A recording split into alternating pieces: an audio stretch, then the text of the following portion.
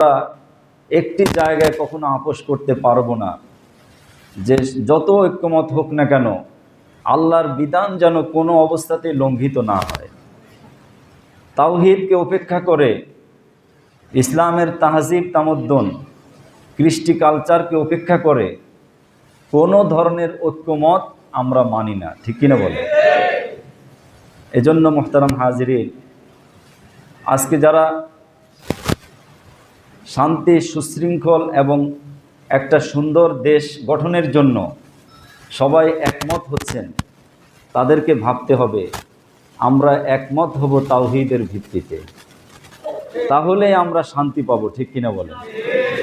যদি আমার আপনার মনে বহুত্ববাদ থাকে, তৃত্ববাদ থাকে, অন্য কোনো শক্তির উপরে যদি নির্ভরতা থাকে, আমার আপনার জীবনে যতই সংবিধান কায়েম করে নিজেরা যত কিছুই তৈরি করি না কেন, কখনো আমাদের জীবনে শান্তি আসতে পারে না। আসে নাই, আসবেও না, ঠিক কিনা বলেন? আসার কোনো সম্ভাবনা আছে? এজন্য আমরা তাদের জন্য দোয়া করি যে এত মানুষের রক্ত দিয়ে যখন একটা বৈষম্যহীন বাংলাদেশ তৈরি করার চিন্তা ভাবনা চলছে, তখন আমরা আর কোনো বৈষম্য চাই না, আমরা দুর্নীতি চাই না, আমরা দারিদ্রতা চাই না। আমরা চাই বাংলাদেশ ইসলামী তাহজিব তামদ্দুন সম্পন্ন একটি সুশৃঙ্খল শান্তিপূর্ণ দেশ হিসাবে বিশ্বের দরবারে মাথা উঁচু করে দাঁড়াক। এটা আমরা চাই কি চাই না? এজন্য পোশাক ব্যবহারে আমাদেরকে সতর্ক থাকতে হবে। আল্লাহ রাব্বুল আলামিন পবিত্র কোরআনুল কারীমের মধ্যে মানুষকে বলে দিয়েছেন, ইয়া বানি আদম খুযু যিনাতাকুম ইনদা কুল্লি মসজিদ।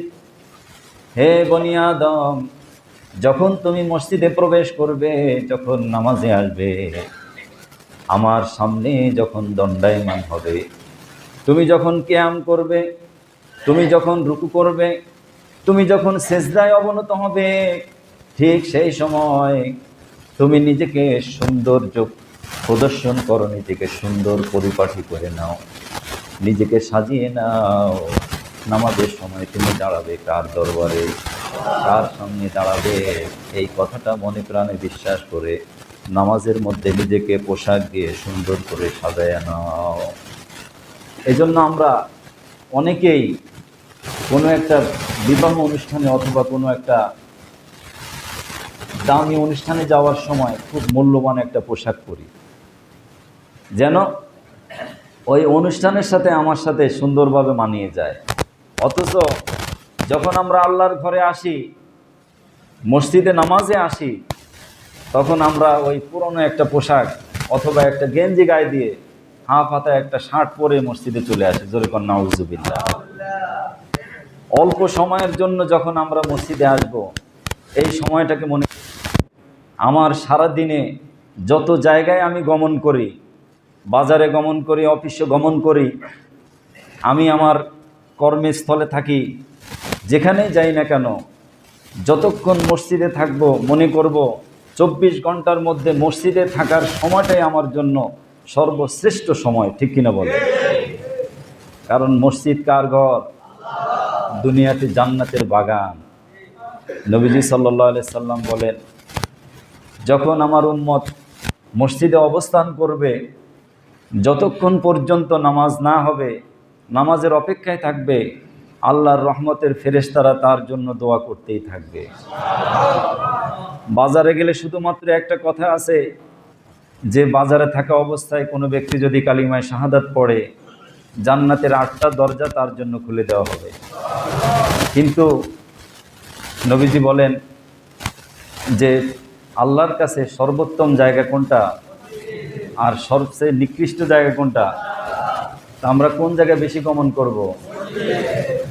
ইয়া বানি আদম খুযু যিনাতাকুম ইনদা কুল্লি মসজিদিন ওয়া কুলু ওয়াশরাবু। আল্লাহ রাব্বুল আলামিন নিজেকে সুন্দর করে পরিপাটি করে যেমন মসজিদে আসার কথা বলেছেন, ঠিক এমনিভাবে খাদ্য গ্রহণে, পোশাক নির্বাচনে অবশ্যই যেন আমরা আল্লাহর বিধান মতো চলতে পারি। আমাদের প্রিয় নবী জনাবে রাসূলুল্লাহ সাল্লাল্লাহু আলাইহি সাল্লাম যেই পোশাককে পুরুষের জন্য নির্বাচন করেছেন, তাকওয়ার পোশাক, নারীদের জন্য তাকওয়ার পোশাক, এই পোশাক আমরা আমাদের সন্তানদেরকে যেমন পরানোর চেষ্টা করব, আমাদের মেয়ে সন্তানদেরকে, স্ত্রীদেরকে, আমাদের বোনদেরকে, আমাদের মায়েদেরকে এই সন্তান পড়তে, এই পোশাক পরাতে অভ্যস্ত করাবো কিয়ামতের দিন। এই পোশাকের কারণে আমি আপনি আল্লাহর কাছে ধরা পড়ে যেতে পারি, ঠিক কিনা বলেন? এই জন্য মোহতারাম হাজিরিন, সন্তানের পড়ালেখার দিকে যেমন খেয়াল করব, তার খাদ্য খাবারের দিকে যেমন খেয়াল করব, পোশাকের দিকেও যদি আমি আপনি খেয়াল করি। প্রত্যেক মায়েদেরকে বলি, যাদের কানে এই আওয়াজ শোনা যাচ্ছে, যারা শুনতে পাচ্ছেন, আপনারা সতর্ক থাকবেন। আপনার এই সন্তান যে বেপর্দায় চলছে, উগ্রভাবে চলাফেরা করছে, এই সন্তানই হয়তো হতে পারে, আল্লাহ না করুক, যদি ঐশী হয়ে যায়, এই সন্তানই আপনার গলায় ছুরিও দিতে পারে, ঠিক কিনা বলেন? কারণ আমরা দেখছি যে সন্তান যখন পোশাক আশাকে খুব উগ্র হয়ে যায়, তখন মাতা পিতাকেও মানে না। একটা পোশাকের জন্য সে মায়ের গলায় ছুরি দিতে পারে, বাবার গলায় ছুরি দিতে পারে, যে আমাকে ওই পোশাকটা কিনে দিতে হবে। আছে না নাই? ঈদের সময় যে ওই দামি পোশাক, ওই ব্র্যান্ডের পাকিস্তানি, ইন্ডিয়ান ওই পোশাক আমাকে কিনে দিতে হবে, নাম তো আপনারা কম বেশি জানেন। ওই পোশাকের জন্য সে আত্মহত্যা করেছে। এজন্য মুহতারাম হাজিরিন, আল্লাহ রাব্বুল আলামিন বিশেষভাবে পোশাকের কথা কেন বললেন? যে আমরা যারা নিয়মিত নামাজ আদায় করি, আমরা নামাজে আসবো পরিষ্কার পরিচ্ছন্ন পরিপাটি পোশাকে, এবং হাত আবৃত করে যায়, একেবারে পুরো হাত ঢেকে যায় এমন পোশাক পরবো, ঢিলাঢালা পোশাক। নারীদের আট শার্ট এবং টাইট পোশাক থেকে নারীদেরকে বিরত রাখবো, আমাদের মেয়ে সন্তানদেরকে বিরত রাখবো।